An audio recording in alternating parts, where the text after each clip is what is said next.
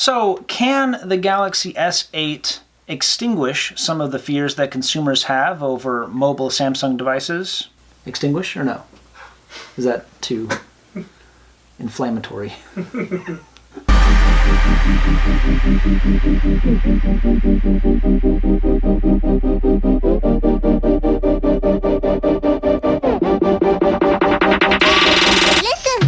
The Samsung Galaxy S8 is the most recent flagship smartphone release since the Galaxy Note 7 last year, and we all know how that went. The Samsung Galaxy S8 was released on April 27th, 2017.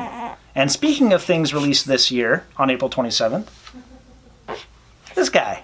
So, can the Samsung Galaxy S8 extinguish some of the concerns that consumers have over Samsung's mobile devices?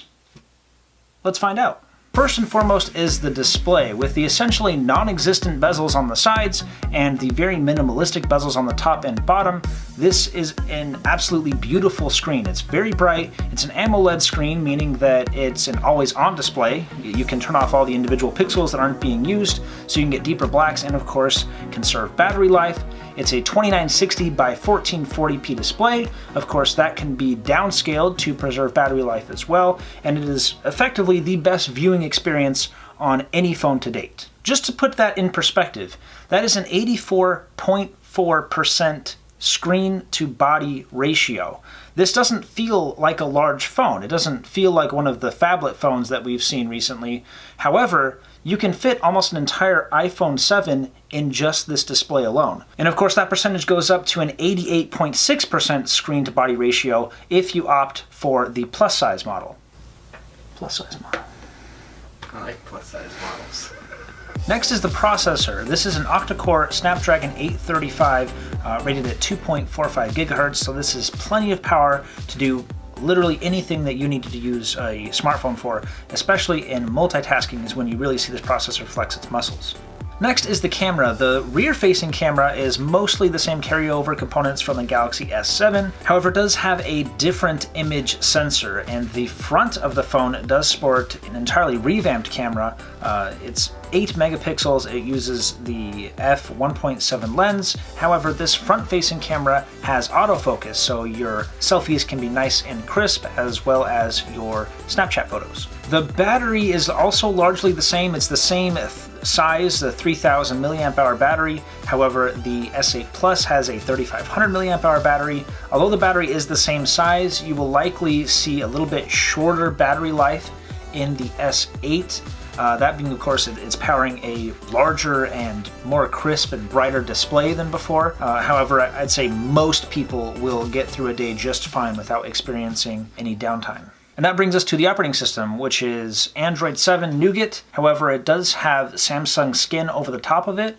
And there are a couple of changes. Most of them are nominal. The app shape has changed from the perfect circle to more of this unique looking type of shape. It's a less distracting skin than a lot of competitors out there. The settings placement and navigation are also moved a little bit, but the main feature here that's different is the addition of Bixby. So what is Bixby? Well, it's essentially Samsung's answer to Siri and Google Assistant. It's basically divided up into 3 parts: Home, Vision, and Voice. And I will say that Voice is not currently available in English. It was just recently, within the last few days, released in Korean. English and Chinese are next. Objectively, it's pretty good. In a vacuum, by itself, I would say it's good. But we live in a world where Google Assistant exists. Not only does it exist, but it exists on this phone. So it makes you wonder, what does Bixby do that Google Assistant doesn't? So first is Bixby Home. It's similar in design to the iPhone Home, where you swipe to the right and it opens up your most recently used apps and notifications and news and weather, and you can, on the iPhone, lay that out in whatever order you want it to be in, and it stays static. It's adaptive with Bixby, in that if you follow a specific YouTube channel or you listen to Spotify and you have music you listen to a lot, and things that you follow or like are going to begin to populate in that Bixby home. So it learns how you use your device. However, I think most people open their phone and immediately just open the app that they want to get to. This kind of insinuates that someone would open their phone and then kind of look for something to do, which if you're killing time, I guess that's one scenario. But in order to effectively use Bixby Home, you're going to have to rethink the way that you use your phone. You would open up your phone and then immediately go to Bixby instead of immediately going to the app that you're opening your phone for. Bixby Vision is the next part of the three-step plan for Bixby, and the Vision allows you to essentially use your phone's camera to look at text or an image, and then Bixby will be able to sense what that is and perform an action. You can even translate the text. If it's written in a different language, it will essentially transcribe that text in our testing fairly accurately, and then effectively put it into Google Translate and translate the text. It can also be used to shop products. You can, for example, take a picture of this Xbox One Elite controller. Now it will recognize that this is a controller, and it will shop for controllers, most of them being for the Xbox One, some of them being for the 360, some even for PlayStation, none of them really being an Elite controller, so it's not necessarily great at identifying exactly what the product is on a picture alone. However, if you manage to capture a serial number or a part number in the picture, it does a much better job of finding the exact item that you're looking for. Now, voice, I just mentioned that voice isn't currently out, but it will be very soon. And things that it does that Google Assistant can't, at least currently, are asking for multiple things in one phrase. For example, you can tell it to open Spotify and play a certain song and open up Facebook. That's something you can do with Bixby that you would have to separate into two commands in Google Assistant. It also has an advanced contextual awareness. I don't know if it's more or less advanced than Google Assistant. So let's talk about 5 things it does very well. First and foremost, the screen. This is the best viewing experience on a device, possibly ever.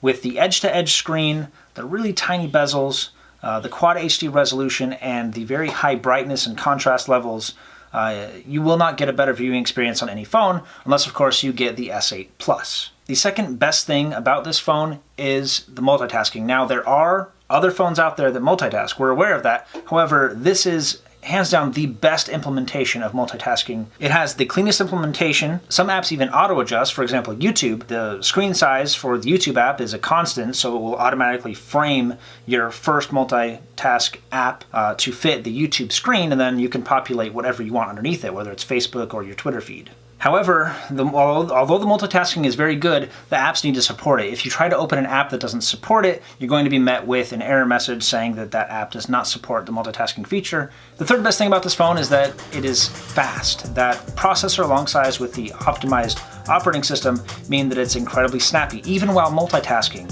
The only experience we had with any slowdown is when you have one of the multitasking apps playing a video in a really high resolution and then doing something very processor heavy, and the other application, we saw a little bit of slowdown there, but that's really trying to stress it, and even then it was pretty unnoticeable, I think, for most people, so it's very fast. Then there's the security of the device. There are a lot of options for securing your phone. You have a PIN, a password, a fingerprint reader, facial recognition, and of course the iris scanner. And finally, the design. This is a very functional and very beautiful phone. Now, I know the looks of the phone are very subjective. It's got small bezels, it's got a screen that just wraps around the edges of the phone.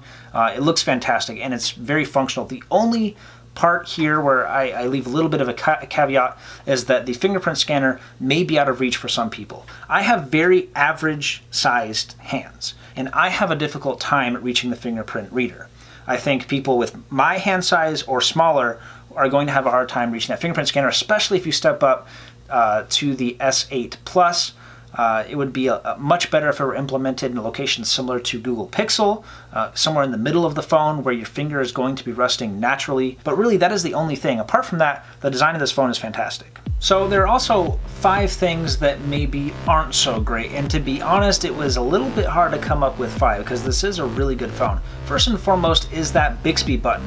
It's kind of gimmicky. It almost seems like Samsung's really trying to get people to use their proprietary virtual assistant, and to do so they even gave it its own dedicated button. But hopefully in a future update they will allow you to map that Bixby button to whatever you want it to be. It can open up an app, or it can be your camera shutter, but for right now It's a dedicated physical button that only opens Bixby, and I don't quite see the reasoning for that. Next is, even though the screen is really good looking, it's kind of a funky resolution. Most things are shot in a 16:9 resolution when you're watching a video on YouTube, for example, or a movie. If you watch in 16:9, you're going to get black bars on the sides of the screen, which normally would be a little bit distracting, but again, because this is an OLED screen, those pixels are pitch black and can honestly just kind of be part of the bezel at that point. But it would have been nice to see this in a more traditional 16:9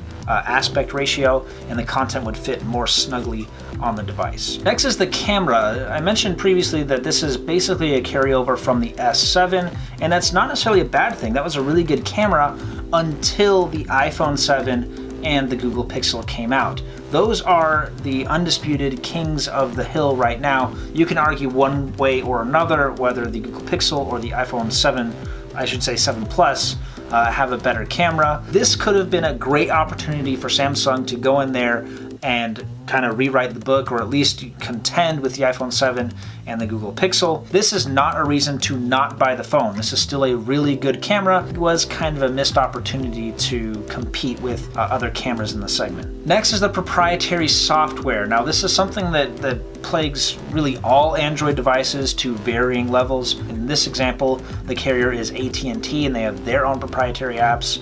Then of course there's Google. They have their own apps on the device as well because it's an Android device. Obviously Samsung has their own software, Bixby being one of them, but many other apps as well come stock on the phone. Many of them you can't delete or hide, they're just always there. Finally is the sound. Now the sound isn't bad, but the viewing experience is so good that the sound kind of holds it back a little bit.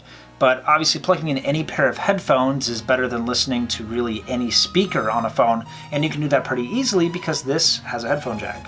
So the $1,000,000 question, is it worth it? Well, technically this is a $750 question, and if you're looking at getting a flagship smartphone, I would say yes. This is currently the status quo for smartphones. You have other options like the LG G6 for $720, Google Pixel for $750, and last year's iPhone 7 for $650. Of course, there will be a competitor later this year, probably in a similar price range. That being said, although I would say this is definitely worth it for that price, there are still really good phones out there for less than $500. Phones that come to mind are the OnePlus 3T, iPhone SE, or Nexus 6P. But that essentially concludes this review. But I want to know what you guys think. What's going to be your next phone? Go ahead and answer the poll up in the upper right-hand corner of your screen. Check out these videos over here. We saw a red iPhone 7 recently, which looked really good. You can check that video out here. Also, other reviews that we've done previously up there. If you want to see other content similar to this video in the future, go ahead and subscribe right there. Leave your comments down in the comment section below on if you have an S8 and what your experience has been so far, and I'll catch you guys in the next one.